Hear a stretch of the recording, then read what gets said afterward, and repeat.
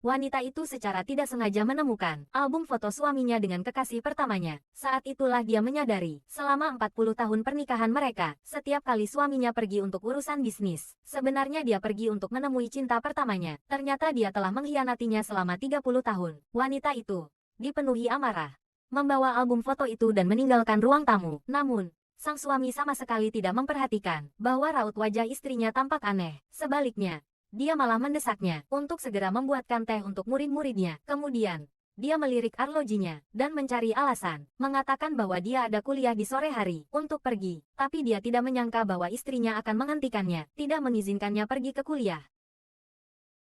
Apa yang kamu bicarakan? Ini pekerjaanku.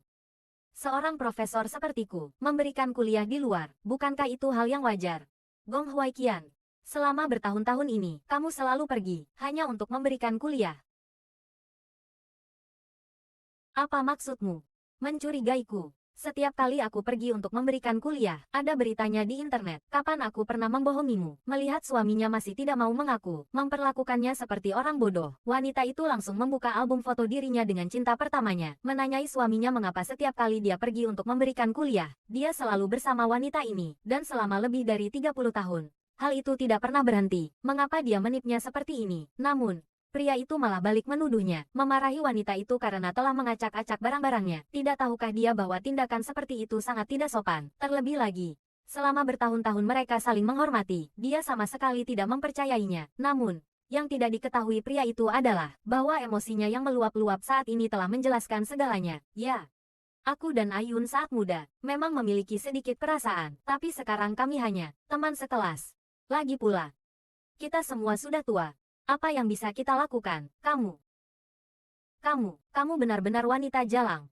Murid-murid suaminya juga ikut menengahi. Lagi pula, selama bertahun-tahun ini, guru dan istrinya dikenal sebagai pasangan teladan di sekolah. Guru mereka tidak mungkin melakukan sesuatu yang akan menyakitinya. Dan pria itu memanfaatkan situasi, mengatakan bahwa dia sudah mengatakan bahwa dia tidak mengkhianatinya. Mengapa istrinya terus-menerus membuat keributan seperti ini? Melihat istrinya masih saja mempermasalahkan hal ini, suaminya hanya bisa berbisik padanya. Murid-murid ada di sini, menyuruhnya untuk berhenti bertingkah. Jika tidak, dia tidak akan bisa mengangkat kepalanya di depan murid-muridnya. Mendengar ini, emosi wanita itu semakin tersulut. Sekarang, semua bukti sudah jelas. Dia bahkan tidak memiliki sikap untuk mengakui kesalahannya, malah berpikir bahwa dirinya lah yang membuat keributan. Namun, sang suami bersikeras bahwa dia dan cinta pertamanya hanyalah teman sekelas. Alasan pergi berlibur, itu juga untuk menjaga hubungan pertemanan. Jika itu membuatnya merasa tidak nyaman, lain kali dia pergi, dia akan membawanya juga. Melihat dia masih belum mau mengakui kesalahannya, wanita itu pun berniat merobek album foto di tangannya. Melihat ini,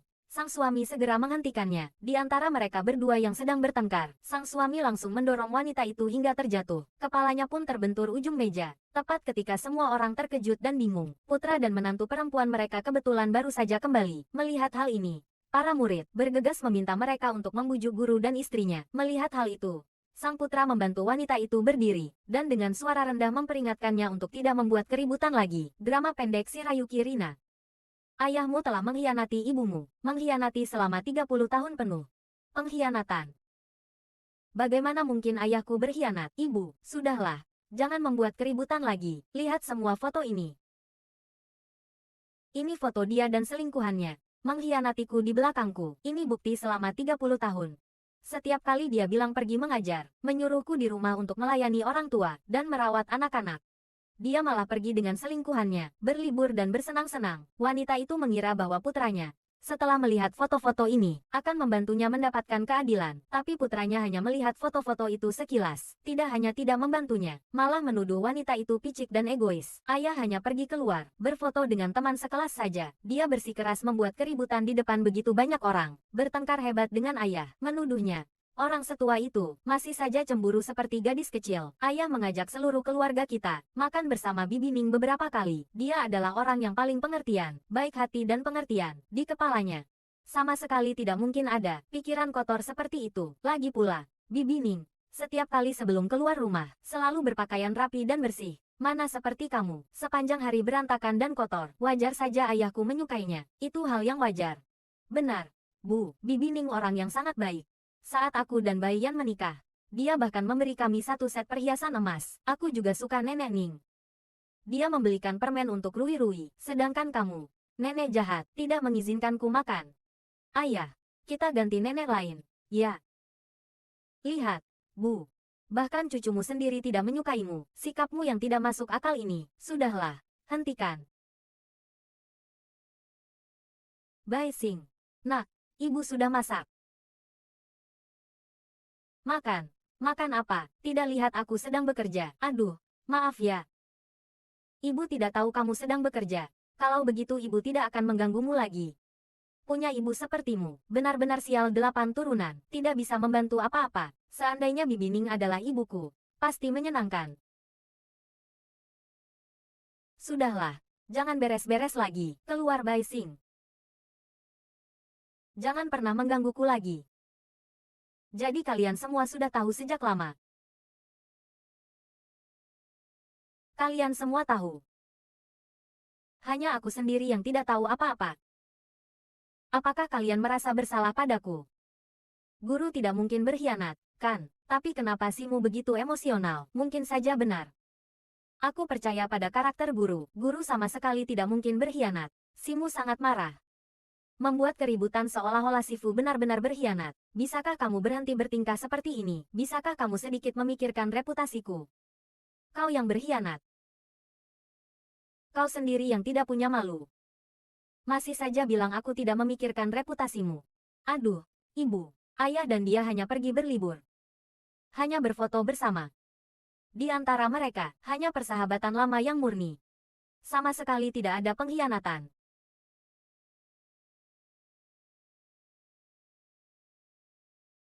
Ayah, aku lapar, aku mau makan. Dengar tidak, Rui-Rui lapar. Cepat sana, masak untuk kami sana. Kalian semua punya tangan dan kaki sendiri, kan? Kenapa aku yang harus melayani kalian? Dia ini anakmu. Dia lapar. Yang seharusnya masak itu kamu, bukannya malah menyuruhku. Bukankah Rui-Rui itu cucumu? Kau setiap hari di rumah tidak melakukan apa-apa, cuma tiduran dan menyalakan AC, nonton TV. Ya, seharian kita kerja keras di luar. Kenapa kamu tidak masak untuk kita? Di rumah ini, aku seperti budak. Terus-terusan di dapur ini. Aku sudah menjadi pembantu kalian selama puluhan tahun. Pada akhirnya, bahkan anakku sendiri bilang aku tidak melakukan apa-apa. Apa kamu tidak merasa bersalah mengatakan itu? Ayah sudah berkorban begitu banyak untuk keluarga ini. Kamu benar-benar ingin membuat semua orang tahu, di depan murid-muridnya, membuat ayahku kehilangan muka. Bahkan jika ayahku salah, kenapa kamu tidak bisa sedikit bersabar? Terlebih lagi, ayahku sama sekali tidak pernah mengkhianati. Benar, Bu. Ayah menjalani hidup dengan jujur seumur hidupnya. Bagaimana mungkin dia mengkhianati? Menjalani hidup dengan jujur, itu adalah bukti cinta mereka selama 30 tahun. Jing Xian, aku sudah bilang aku tidak mengkhianati. Apa yang harus kulakukan agar kamu percaya padaku? Sudahlah, jangan ribut lagi. Cepat masak untuk kita. Apartemen sewa jangka pendek Rina, Bu. Aku mohon padamu, anggap saja. Demi aku, ya. Pertama-tama aku adalah diriku sendiri. Baru kemudian aku ibumu. Saat kamu masih kecil, untuk merawatmu. Aku berhenti dari pekerjaanku. Kamu tumbuh dewasa, menikah. Untukmu. Merawat anakmu. Pada akhirnya, aku ditinggalkan oleh semua orang. Bahkan anakku sendiri membenciku. Bai Xing. Sebenarnya, kamu ingin aku melakukan apa, baru kamu puas.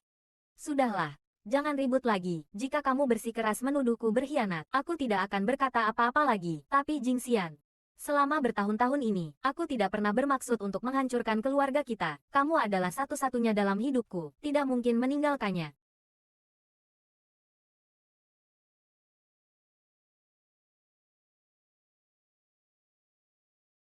Pembantu yang mengurus semua kebutuhanmu. Bu. Sudahlah, Bu. Jangan ribut lagi. Ayah sudah meminta maaf. Maafkan dia. Tidak akan pernah memaafkan. Gong Huaiqian. Kita bercerai saja. Apa? Bercerai? Jing Xian, kita sudah bersama selama 30 tahun. Sekarang kita sudah tua. Kamu bilang ingin berpisah. Kamu ingin orang lain membicarakan kita bagaimana?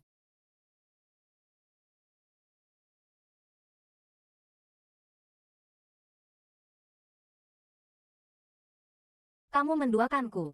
Saat kamu bersamanya. Kenapa kamu tidak memikirkan, orang lain akan membicarakanmu bagaimana? Pernikahan ini harus berakhir. Aku akan bercerai. Bu, kamu sudah tua. Masih mau bercerai? Tidak malukah? Benar, Bu, kamu mau kemana kalau bercerai? Asalkan bisa bercerai. Aku mau kemana saja. Jing Xian. Aku benar-benar tidak mengkhianati. Sudahlah, jangan ribut lagi. Tidak mungkin guru sebodoh itu meninggalkan istri sebaik guru untuk mencari wanita lain. Benar, guru begitu yakin. Sepertinya dia tidak mengkhianati. Bu guru, kami semua melihat betapa baiknya guru padamu. Dia tidak mungkin melakukan sesuatu yang buruk padamu. Benar, Bu guru. Guru. Semuanya tenang dulu. Jangan gegabah. Yang akan merusak persahabatan kalian selama ini. Benar.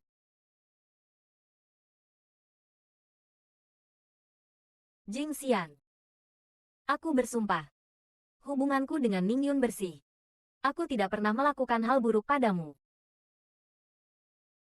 Ibu, kenapa ibu tidak percaya bahwa ayah tidak mengkhianati? Kenapa ibu bersikap picik begini? Bu, karena kecurigaan dan kecemburuan ibu, sekarang membuat seluruh keluarga berantakan. Sudahlah, hentikan. Ayah tidak mungkin berkhianat.